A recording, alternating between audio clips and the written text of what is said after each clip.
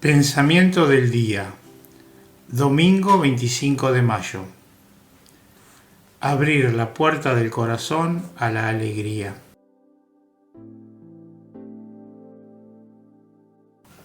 En estos días me mantiene ocupada un gran deseo: ser la gloria de Dios, ser su alegría.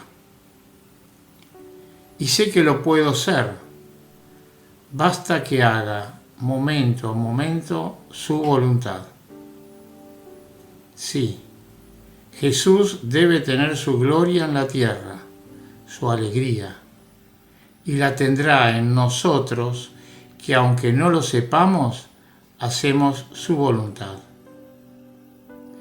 Poder dar gloria a Dios en todo momento es fantástico y puedo hacerlo. Poder ser su dicha en cada momento es maravilloso y podemos serlo.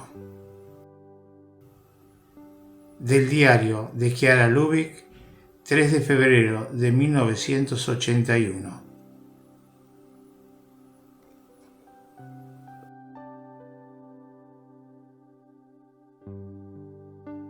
Hola, si te ha gustado este video, danos like y suscríbete al canal para recibir notificaciones. Recuerda que es libre y gratuito sin ningún compromiso. Palabra de vida. Mayo de 2025. Señor, tú lo sabes todo.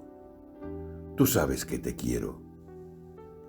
Evangelio de San Juan, capítulo 21, versículo 17.